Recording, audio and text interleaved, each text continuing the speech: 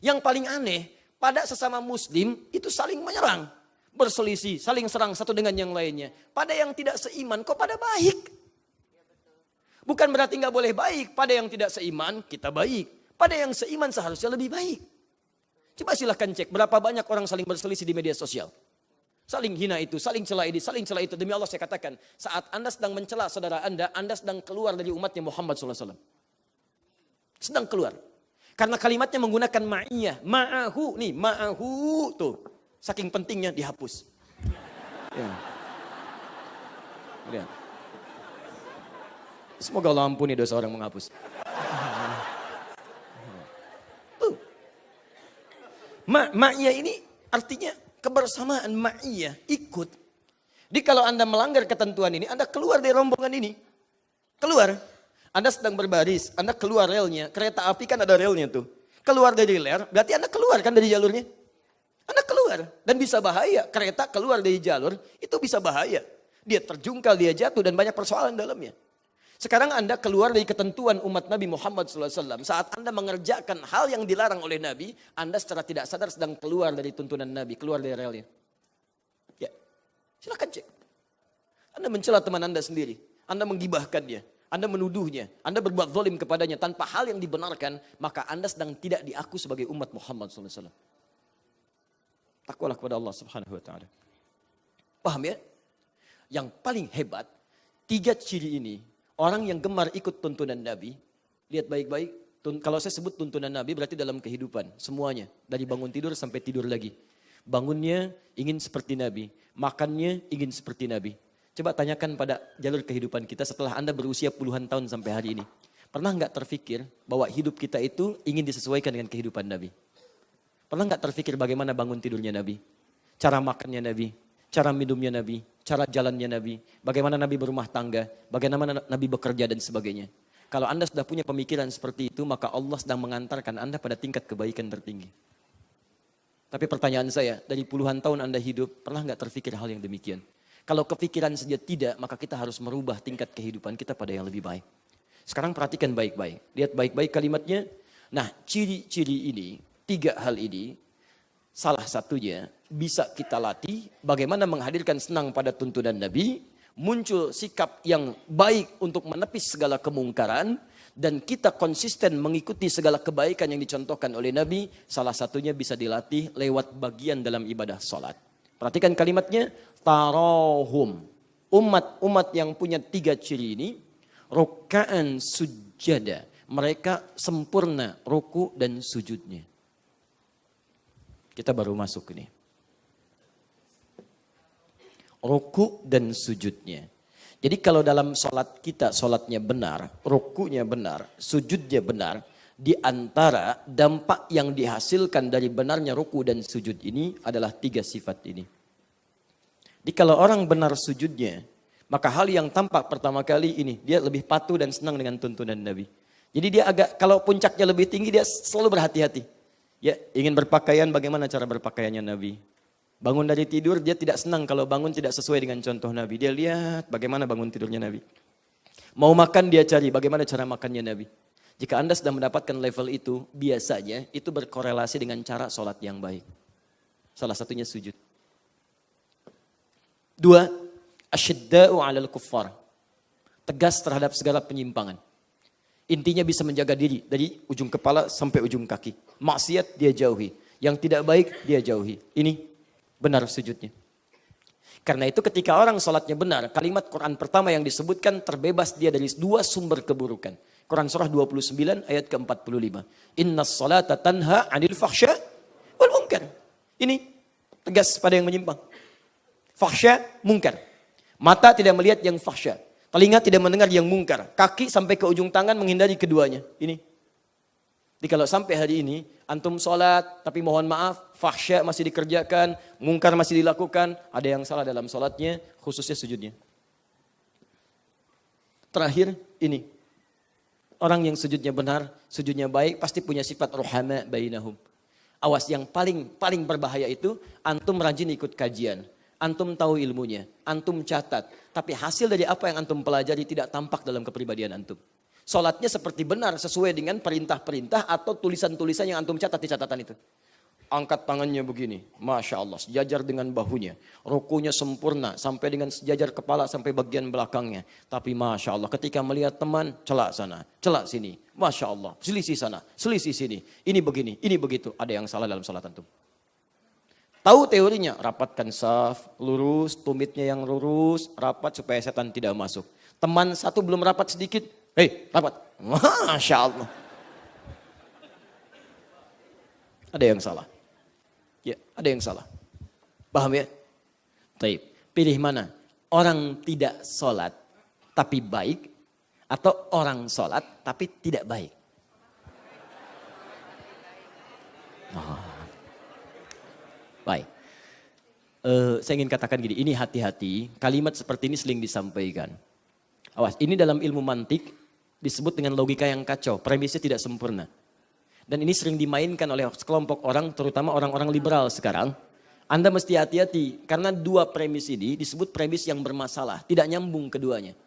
Ya, perbandingan yang tidak nyambung, tidak apple to apple, maka tidak menghasilkan jawaban yang sempurna. Nggak nyambung. Jadi kalau Anda ingin sambungkan, itu mesti sama dua-duanya. Lihat, misal, padanan yang sering dimunculkan begini. Pilih mana pemimpin muslim yang tidak jujur atau non-muslim yang jujur? Kalau Anda ingin bandingkan muslim yang jujur, bandingkan dengan non-muslim yang jujur pula. Non-muslim yang tidak jujur, bandingkan dengan muslim yang tidak jujur juga. Itu baru sebanding. Jadi kadang-kadang logika kita sering dikacaukan sehingga tidak nyambung dalam persoalan yang dimaksudkan. Pilih mana? Enak mana? Enak mana? Apel Malang atau terasi Sumedang? Tuh, sudah di Sumedang nggak ada terasi, disebut lagi terasi Sumedang, gitu kan? Yang ada tahu. Jadi keduanya tidak nyambung, karena tidak nyambung nggak ada pilihan. Maka itu hati-hati ya, hati-hati. Kecuali dengan standar yang sama, level yang sama. Misal, pilih mana? Non-muslim yang tidak jujur atau muslim yang tidak jujur juga? Pilih mana? Yang tidak jujur. Jangan pilih kedua-duanya. Jangan pilih. Jelas? Jadi maksud saya, kenapa kita belajar untuk menyempurnakan sujud, kita evaluasi dulu. Saya tidak suka menyampaikan langsung ke materi, tapi kita tidak paham dengan materi yang kita pelajari. Anda harus punya indikator dulu. Kenapa kita mesti belajar materi ini? Padahal tiap hari kita kerjakan. Ustadz, saya tiap hari sujud, ngapain dibahas lagi? Ngapain antum hadir ke sini? Coba ukur. Jangan-jangan selama ini ribuan kali sujud, tapi hasilnya nggak ada. Gitu, untuk apa? Nah, kalau hasil ini bisa kita dapati, misal dampak sujud antum itu ada, maka antum dapat hadiah langsung dari Allah Subhanahu wa taala. Yabtaghuna fadlan minallahi wa ridwana. Orang-orang yang sujudnya benar, itu lebih daripada ruku. Allah akan berikan kesempatan pada dirinya untuk mengabulkan doa-doa yang ia mohonkan khususnya dalam sujudnya. Jadi orang yang sujudnya benar dengan ukuran-ukuran ini, salah satu kemuliaannya bukan hanya mengantarkan pada tingkat tertinggi ketika dia di surga. Tapi orang ini satu, di dunianya mendapat kemuliaan dari Allah, doa-doanya akan cepat dikabulkan bahkan langsung dari sujudnya. Nanti saya tunjukkan hadis-hadisnya. Cepat terkabul doa. Satu, keistimewaan sujud yang benar adalah cepat terkabul doa. Satu, pelan-pelan. Ini saya turunkan dalil-dalilnya. Dua, satu, cepat terkabul doa. Jadi kalau sujud antum benar, punya ukuran khususnya 3 hal tadi. Senang dengan sunnah-sunnah Nabi, ya sikapnya baik terhadap sesama, kemudian tidak suka dengan hal-hal yang Allah dan Rasulnya larang. Jadi begitu antum kemudian berdoa khususnya dalam sujud, seketika bisa dikabulkan. Baik. Dua, akan nampak kenikmatan dan kesenangan dalam ibadah. Jadi orang yang sujudnya benar, itu akan berdampak nikmat dan senang dalam ibadahnya.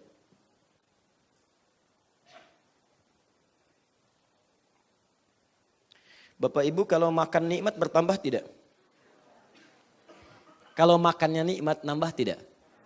Nambah. Misal antum pergi ke pesta misalnya kan, terus ada prasmanan nikmat, nambah tidak? Pengennya begitu ya, tapi aturan tidak bisa, akhirnya nitip dong gitu ya. Baik. Tapi umumnya nambah. Demikian orang yang sudah nikmat makanan rohiyahnya. Ibadah itu makanan roh. Belajar itu makanan akal. Makanan-makanan fisikal itu nasi dan sebagainya. Makanan fisik. Tubuh kita perlu makan. Akal kita perlu makan. Roh kita perlu makan. Nah orang kalau sudah nikmat dengan roh makanan ibadahnya.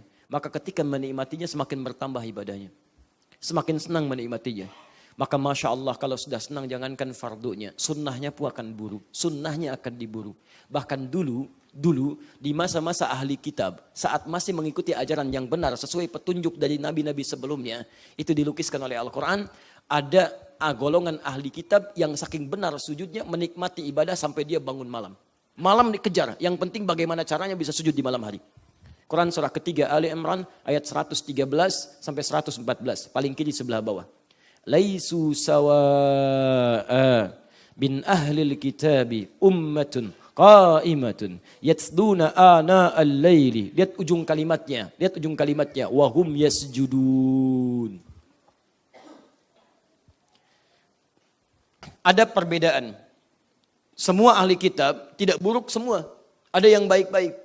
Bahkan di antara mereka, lihat kalimatnya. Ada yang sengaja berburu waktu-waktu malam untuk membacakan ayat-ayat Allah dan memperbanyak sujud kepada Allah Subhanahu wa taala. Wahum yasjudun. Saking nikmatnya mereka sujud sampai jangankan yang fardu, yang sunnah diburu malam. Makanya kalau antum ingin melihat orang-orang soleh, itu malam waktu terbaik. Orang yang benar-benar soleh dalam pandangan Allah, dia tidak akan menyanyikan waktu-waktu malamnya. Ya, jadi kalau antum ingin mengukur sedekat apa antum dengan Allah, lihat aktivitas malam antum. Kalau malam antum ada investasi waktu yang baik untuk mendekat kepada Allah, maka ini menunjukkan bahwa tingkat kedekatan antum dengan Allah Subhanahu wa taala sedang dinaikkan, Pak, Bu. Kalau ibu ingin mengukur sesoleh apa suami ibu, salah satunya, kalau ingin lihat kedekatannya dengan Allah, bantu, Bu. Jangan dituntut. Berarti suami saya belum soleh ya? Bukan. Anda bantu, dorong, doakan, ajak. Pak, malam bangun yuk. Enggak mah, malam ada bola. Masya Allah.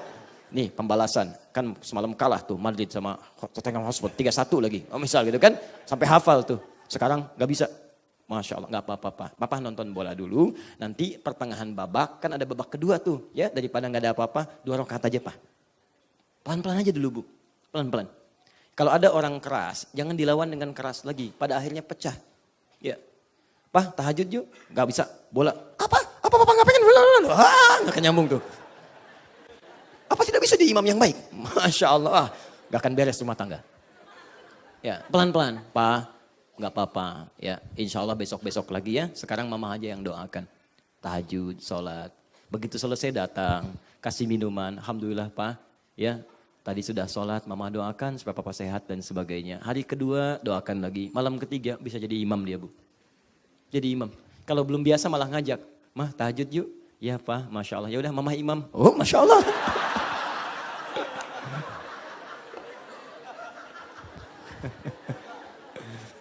Berarti ibu punya masalah serius ya. Punya masalah serius. 1.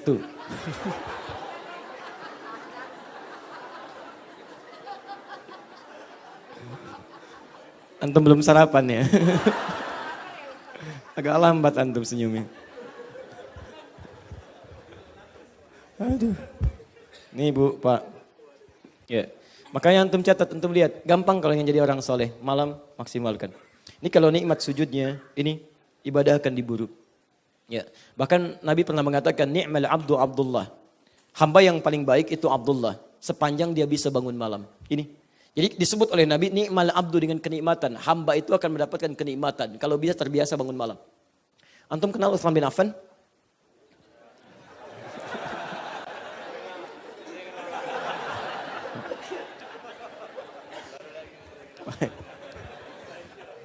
Sehat ya.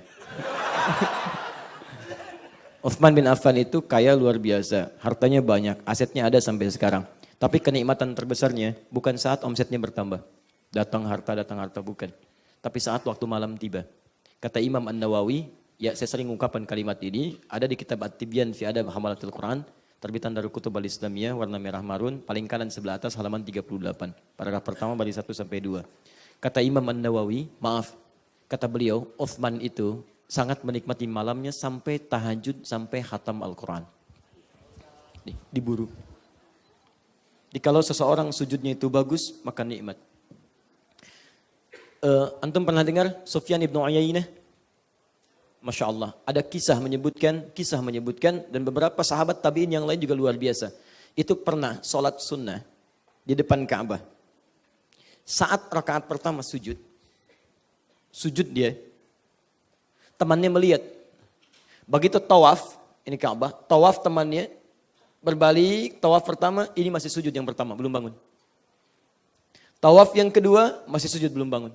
Saking nikmatnya sujud, sampai tawaf yang ketujuh yang terakhir masih belum bangun dalam sujudnya.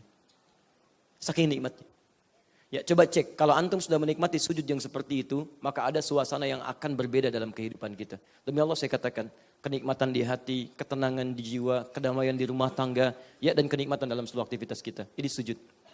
Jadi maksud saya, kalau antum bekerja belum tenang, di rumah belum tenang, dengan Allah belum dekat, coba lihat, mungkin ini belum sempurna, walaupun setiap hari antum sering sujud. Ini masalahnya mungkin. Ya. Dan nanti solusi itu bisa hadir ketika antum memohon kepada Allah. Di puncak tertingginya. Nanti saya berikan rahasianya saat kita praktek. 3.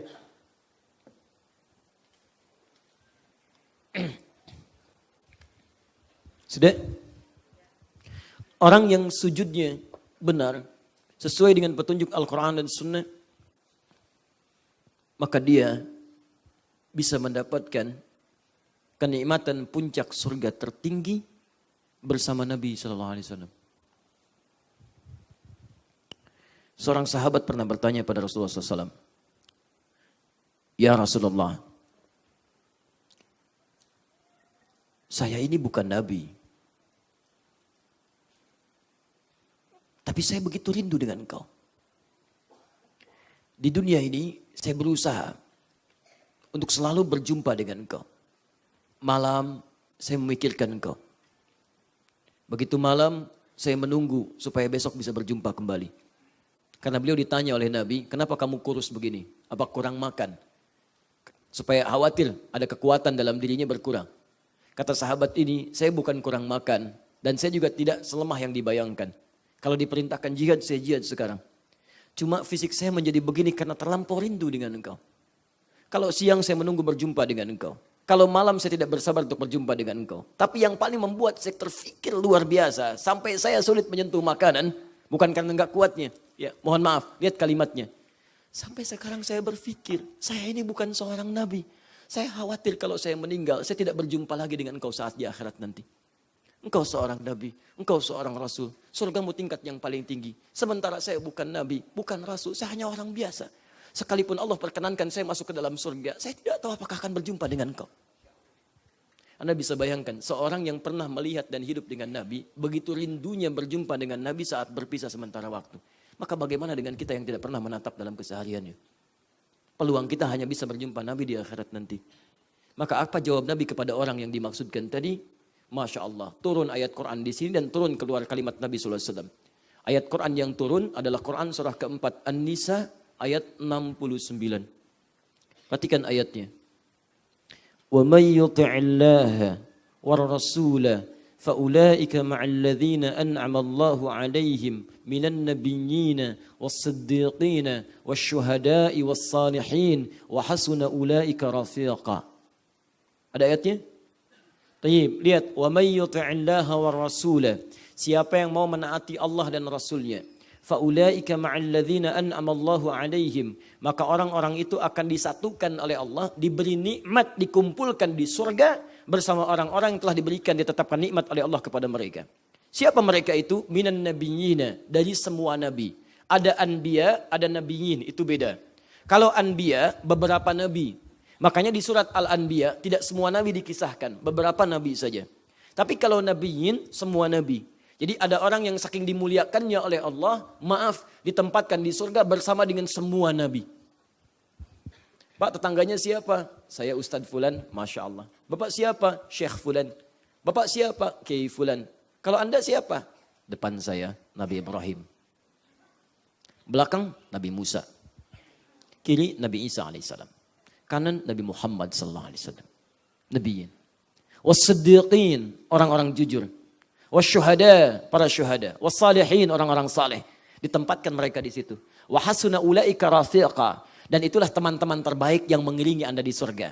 Kata Quran ada teman-teman terbaik di surga. Siapa teman yang lebih baik dibandingkan Rasulullah SAW? Tidak ada.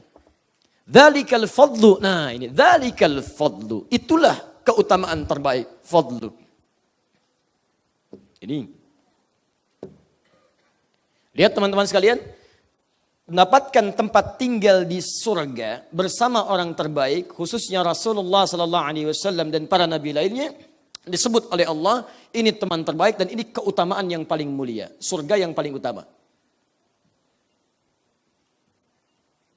Nah ketika turun ayat ini, apa yang Nabi sampaikan pada orang tadi? Lihat kalimatnya. Alaika bikasratis sujud. Alaika bikasratis sujud. Maka kamu perbanyak sujud. Perbanyak sujud. Perbanyak sujud. Yang diminta oleh Nabi, sujud. Di orang-orang yang banyak sujudnya. Orang-orang yang benar dalam sujudnya, nikmat sujudnya bukan cuma dunia yang Allah berikan kepadanya, tapi akhirat diberikan tempat yang terbaik. Karena itulah ketika sujudnya benar dikembalikan ke Al-Fatah ayat 29, lihat kalimatnya. Lihat, tarahum rukka'an sujada yabtaguna fadlan minallahi wa ridwana. Fadla. Disebutkan di ayat ini, orang sujud dia minta fadlun. Di antara makna fadlun, keutamaan yang Allah berikan saat di surga. Makanya ketika orang sujud, motivasinya macam-macam. Ada orang minta dunia, tapi orang-orang terhebat dia meminta akhirat kepada Allah Subhanahu Wa Taala. Saya ingin bersama Nabi ya Allah. Ya Allah saya tidak pernah menatapnya ya Allah. Ya Allah saya rindu kepada ya Allah. Ya Allah saya ingin berjumpa dengannya ya Allah. Ya Allah mohon berikan kesempatan ya Rab, ya Rab, ya Rab. Jangan sampai akhir kehidupan saya di surga nanti tidak berjumpa dengan Rasulullah SAW. Sujud dia minta. Ini poinnya. Jika antum ingin merasa berjumpa dengan Rasulullah SAW, maka perbanyak sujud. Minta. Dan semoga Allah kabulkan insya Allah. Tidak cukup dengan amin ya, kita mulai dulu. Karena tidak semua orang sujud bisa mendapatkan keistimewaan itu. Surga belum didapat, dunia pun belum bisa diraih. Karena itu, bagaimana caranya mendapatkan semua ukuran kemuliaan ini, kita harus belajar cara sujud yang baik. Nah, ini kita baru mau mulai materi kita. Masih ada waktu? Kita berhenti jam 10 paling maksimal ya, karena kita akan manasik. Tapi nanti saya 5 menit dulu, setelah itu kita buka diskusi dulu ya. Supaya mungkin ada beberapa pertanyaan yang ingin disampaikan. Baik.